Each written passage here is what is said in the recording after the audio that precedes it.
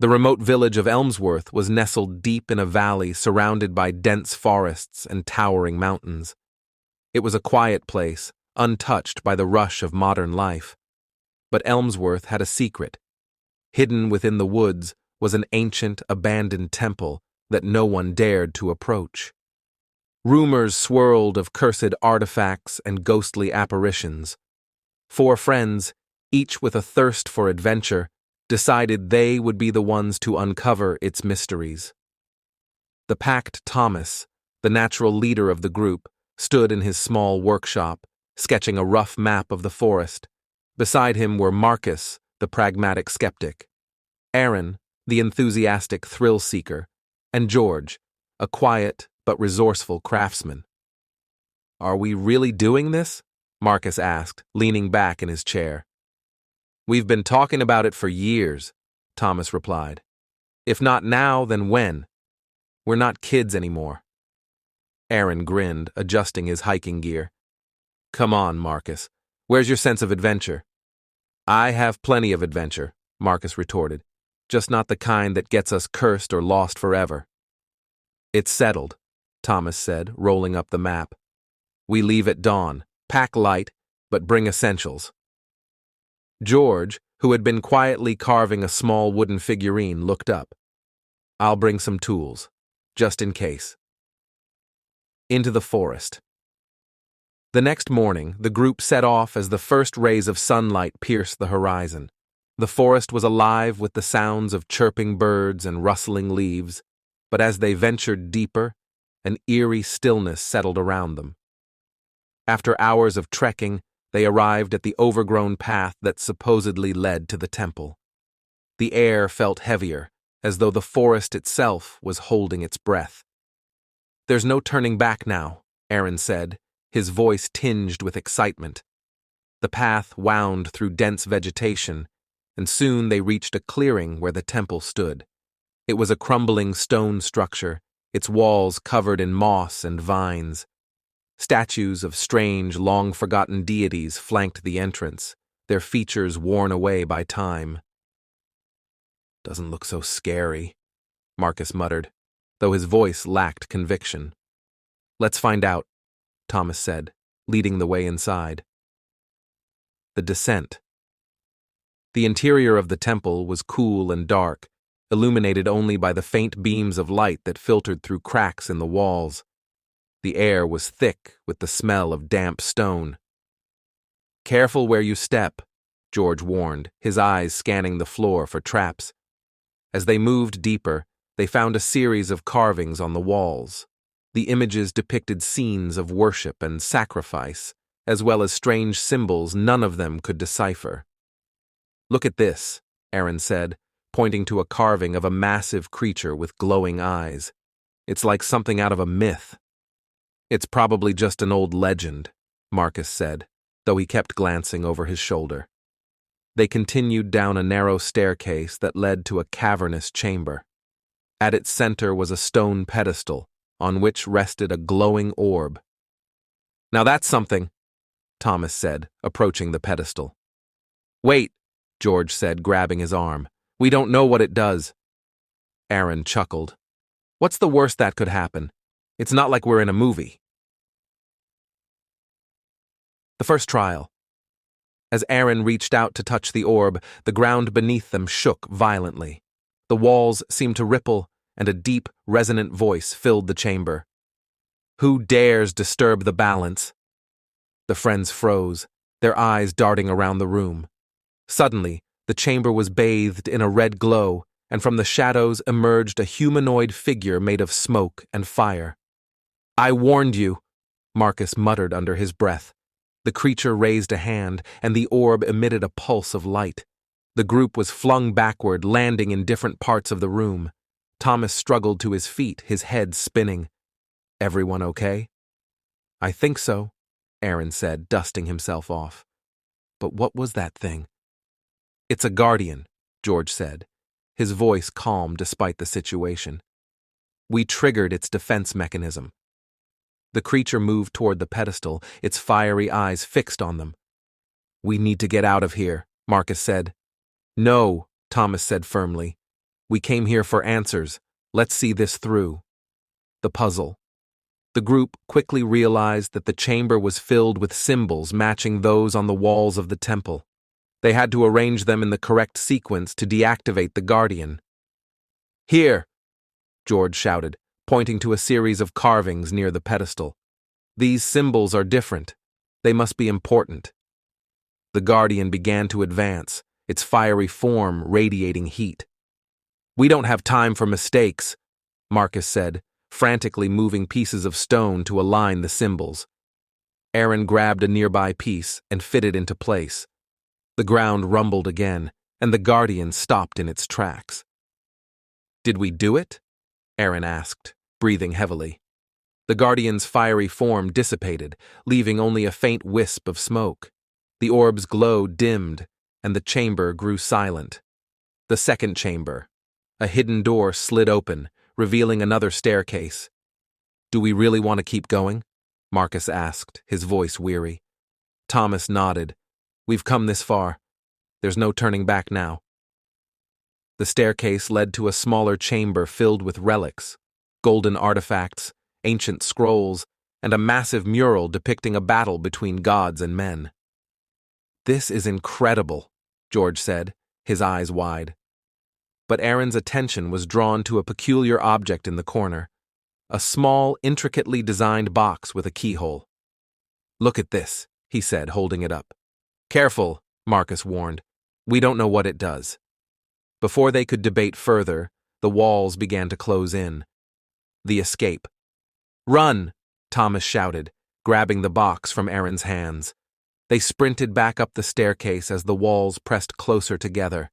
Reaching the main chamber, they barely managed to leap through the entrance before the temple sealed itself with a deafening crash. The friends collapsed on the forest floor, gasping for breath. What just happened? Marcus asked between gulps of air. We took something we weren't supposed to, George said, eyeing the box. The revelation. Back in Elmsworth, they examined the box in Thomas's workshop. Despite their best efforts, they couldn't open it. It's probably for the best, Marcus said.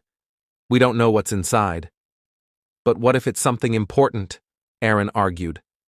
Days turned into weeks, and the box remained a mystery. Then, one night, Thomas had a dream of the temple and the guardian. The voice spoke to him again. Return the balance. The return. Realizing they had disturbed something beyond their understanding, the friends decided to return the box to the temple. When they reached the clearing, the temple's entrance had reappeared, as though it had been waiting for them. Placing the box back where they had found it, the chamber glowed with a warm, golden light. The mural on the wall changed, now depicting 4 figures standing in harmony with the gods. As they left the temple for the final time, they felt a sense of peace and accomplishment. The lesson back in Elmsworth, life returned to normal, but the friends were forever changed. They realized the importance of respecting the unknown and the dangers of greed and recklessness. And while they never spoke of the temple to anyone else, the bond they shared from that adventure became unbreakable, a reminder that some mysteries are better left untouched.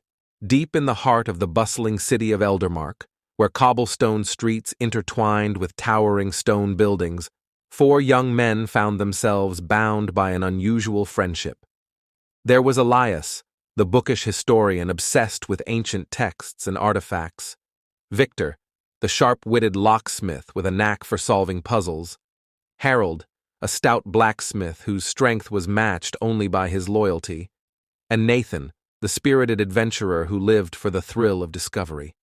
Eldermark was known for its history, but the one tale whispered in its darkest corners was of the hidden key, an artifact said to unlock a treasure beyond imagination. Many had sought it, and none had returned to tell the tale. The discovery one evening, while rummaging through the dusty archives of the Eldermark Library, Elias stumbled upon an old leather-bound journal. Its pages were yellowed with age, the ink faded but legible.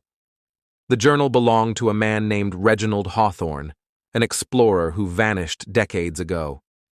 Elias flipped through the pages, and a sketch caught his eye, a detailed drawing of an ornate key with intricate carvings, along with a map leading to an unknown location. His heart raced. This wasn't just a legend, it was real. The next day, Elias gathered his friends in their favorite meeting spot, a dimly lit workshop where Victor tinkered with locks and mechanisms. "Look at this," Elias said, placing the journal on the workbench. Victor adjusted his glasses, studying the drawing. "It's definitely not an ordinary key. The craftsmanship is unlike anything I've seen." "What's the big deal about a key?" Harold asked, crossing his arms. Elias grinned. "According to this journal, the key unlocks a treasure hidden by the founders of Eldermark, a treasure that could change our lives." Nathan's eyes lit up. "Now that's the kind of adventure I've been waiting for." The journey begins. The map led to an uncharted area beyond the outskirts of Eldermark, deep within the Whispering Woods. Known for its eerie silence and dense fog, the woods were avoided by most. But the promise of treasure was too enticing for the four friends to resist. Equipped with supplies, the journal, and Victor's toolkit, they set out at dawn. The journey to the woods was uneventful, but as they stepped into the dense forest, a sense of unease crept over them. "This place gives me the creeps," Harold muttered, gripping his hammer tightly. "Stay close," Elias said. "The map indicates we're heading in the right direction." The obelisk. After hours of navigating the maze-like woods, they stumbled upon a clearing. At its center stood a towering obelisk made of black stone, its surface etched with symbols similar to those in the journal. "This must be it," Elias said, his voice trembling with excitement. Victor examined the base of the obelisk, where a small, keyhole-shaped indentation was visible. "Looks like we need the key to proceed," he said. "But we don't have the key," Harold pointed out. Nathan crouched down, inspecting the ground around the obelisk. "What if the key isn't far? Let's search the area." The first trial. As they searched, Nathan noticed a peculiar arrangement of stones nearby. Clearing away the dirt, they uncovered a small chest. Inside was a riddle inscribed on a bronze plate. "Only those who trust in unity will find the path. Step together, or step apart forever." "What does it mean?" Harold asked. Elias thought for a moment. "It's a test of teamwork. We need to activate something together." They returned to the obelisk and discovered 4 pressure plates around its base. Without hesitation, each stepped onto a plate. The ground trembled, and a low hum filled the air as the obelisk split open, revealing a staircase leading underground. "Looks like we passed the first test," Victor said with a grin. The underground labyrinth. Descending the staircase, they entered a labyrinth lit by faintly glowing crystals embedded in the walls. The air was cool and damp, and the sound of dripping water echoed through the passageways. Elias consulted the journal, which described the labyrinth's layout. "We need to find the central chamber. That's where the key is supposed to be." The labyrinth was filled with traps and puzzles. In one chamber, they had to align mirrors to redirect beams of light and unlock a door. In another, they faced a series of levers, each triggering a mechanism they had to decode. Victor's expertise was invaluable.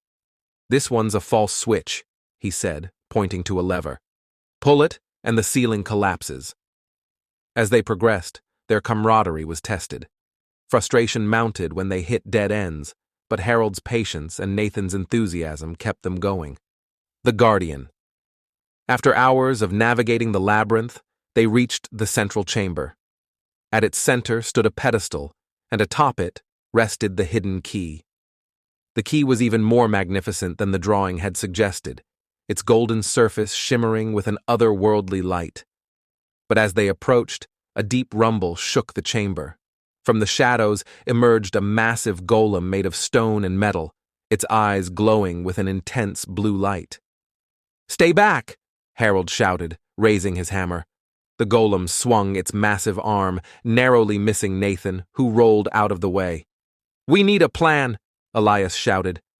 Victor studied the golem's movements. It's powered by something. Look for a weak point. The friends worked together to distract the golem while Victor examined its back. There, he found a glowing crystal embedded in its body. "Harold, I need you to smash this crystal," Victor shouted. Harold charged, dodging the golem's attacks, and brought his hammer down with all his might. The crystal shattered, and the golem collapsed into a heap of rubble. The key's power. With the guardian defeated, Elias carefully took the key from the pedestal. The chamber began to quake, and a hidden door opened, revealing a staircase leading upward. "Let's move before this place collapses," Nathan urged. The staircase led to a hidden exit in the woods, where they emerged into the cool night air. Back in Eldermark, they studied the key. Its carvings matched symbols on an ancient mural in the city's central plaza. The mural depicted a vault hidden beneath the city, accessible only with the key. The Vault of Eldermark. Using the key, the friends unlocked a concealed entrance in the plaza, descending into the vault. Inside, they found not gold or jewels, but an array of ancient manuscripts, tools, and artifacts. "This isn't treasure," Elias said, his voice filled with awe. "It's knowledge, a record of our ancestors." Among the artifacts was a map detailing forgotten settlements, hidden paths, and resources. The friends realized the key's true value. It was a means to rebuild and preserve Eldermark's heritage. A legacy restored. Instead of keeping their discovery secret, the friends presented the artifacts to the city's council. Their actions earned them respect and admiration, and Eldermark flourished as the forgotten knowledge was put to use. Though their adventure was over, the bond they shared and the lessons they learned would remain with them forever, a reminder that the greatest treasures are those that benefit all. In the heart of the dense alpine woods, where sunlight barely pierced through the towering pines, a group of 4 men embarked on a journey they would never forget. There was Aaron, the meticulous historian fascinated by lost civilizations; Marcus, a skilled cartographer who could map even the most treacherous terrains; Jonah, a burly woodsman with unmatched survival skills; and Caleb, a spirited adventurer always seeking the next thrill. The story began with an old, weathered letter that Aaron had discovered in the archives of a small mountain town's library. The letter, written in archaic handwriting, spoke of a sanctuary hidden deep within the forest, a place said to hold treasures of wisdom and relics from an ancient civilization that predated even the earliest records of humanity. The call to adventure. Aaron couldn't resist sharing his discovery. He called his friends to his study, a cluttered room filled with books, maps, and curiosities. "This letter," Aaron began, holding up the fragile parchment, "is our key to uncovering a lost world. The sanctuary is said to be hidden beyond the Whispering Falls. It hasn't been found in centuries." "Sounds like a wild goose chase," Jonah grunted, crossing his arms. Marcus leaned in, studying the map Aaron had pieced together from the letter's clues. "If it's real, this could be groundbreaking." Caleb grinned. "And the adventure of a lifetime. I'm in." Jonah sighed. "All right, I'll come along. Someone's got to keep you 3 from getting lost or worse." Into the wilderness. At dawn, the group set out, their packs filled with supplies, ropes, and tools. The forest was alive with the chirping of birds and the rustle of leaves. But as they ventured deeper, the atmosphere changed. The usual sounds of the forest faded, replaced by an eerie silence. "This place feels different," Jonah muttered, tightening his grip on his axe. "According to the map," Marcus said, pointing to a clearing ahead, "we should reach the Whispering Falls soon." The falls were unlike anything they had seen before. Water cascaded down a sheer rock face, its surface shimmering with a strange golden hue. At the base of the falls, they found an ancient stone marker etched with symbols. Aaron studied the marker, running his fingers over the carvings. These symbols match the ones in the letter.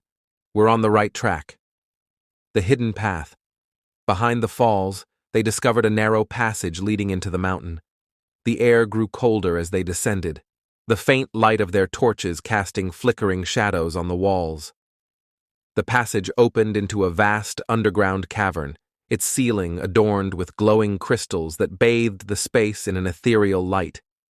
In the center of the cavern stood a massive stone door, its surface covered in intricate patterns.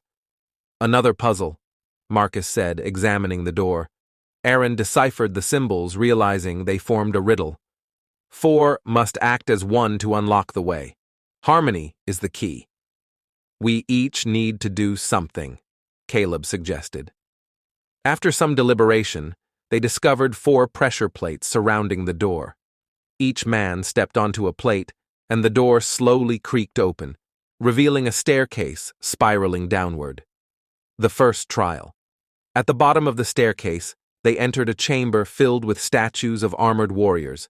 Each statue held a weapon, and in the center of the room was a pedestal with an empty slot. Aaron read an inscription on the pedestal. "The weapon of virtue will light the path." Jonah inspected the statues. Each one holds a different weapon: sword, spear, axe, and shield. Which one represents virtue? "Think about it," Aaron said. "Virtue isn't about aggression, it's about protection." Marcus nodded. "The shield." Jonah carefully took the shield from one statue and placed it on the pedestal. The room shook, and a hidden door slid open, revealing another passage. The Abyss Bridge. The next challenge was a narrow stone bridge spanning a chasm so deep that their torches couldn't illuminate the bottom. As they carefully crossed, a strong wind began to blow, threatening to knock them off balance. "We need to move quickly," Caleb shouted over the howling wind. Midway across, part of the bridge crumbled, leaving a gap too wide to jump. Thinking quickly, Jonah anchored a rope to a stalactite and swung across, securing the other end for the group to follow. "You're getting better at this adventuring thing," Caleb teased as they regrouped on the other side. "Don't push your luck," Jonah grumbled. The heart of the sanctuary. Finally, they reached the sanctuary's heart, a grand hall filled with ancient relics, from intricately carved artifacts to glowing orbs that seemed to hum with energy. At the center of the hall was a pedestal holding a crystal orb, radiating a soft, golden light. "This must be the treasure," Aaron said, his voice filled with awe. As he reached for the orb, a deep rumble echoed through the hall. From the shadows emerged a guardian, a massive stone golem with glowing eyes. "Of course there's a guardian," Marcus muttered, drawing a knife. The final battle. The golem swung its massive arms, forcing the group to scatter. Jonah charged with his axe, but the blade barely scratched the creature's surface. "We can't brute force this," Aaron shouted. "There must be a way to disable it." Marcus noticed glowing runes on the golem's back. "Those runes! They must be its weak point." While Caleb and Jonah distracted the golem, Marcus and Aaron devised a plan. Using a rope and a grappling hook, they scaled a nearby pillar, gaining the height needed to reach the runes. Marcus leapt onto the golem's back, striking the runes with a hammer. The golem let out a deafening roar before collapsing into a heap of rubble. The revelation. With the guardian defeated, Aaron finally took the orb. The hall began to shake, and cracks formed in the walls. "Time to go!" Caleb yelled. As they fled, the sanctuary collapsed behind them. They emerged into the forest, battered but victorious. Examining the orb, Aaron realized it wasn't a treasure in the conventional sense. The orb contained knowledge, maps, texts, and symbols that could unlock more discoveries. "This is only the beginning," Aaron said, his eyes gleaming with excitement. A new quest.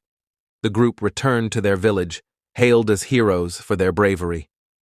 But they knew their adventure wasn't over. The orb was a key to uncovering more lost sanctuaries, each holding secrets that could reshape their understanding of the past. And so, The four friends prepared for their next journey, united by the bond forged in the sanctuary and the promise of even greater discoveries ahead.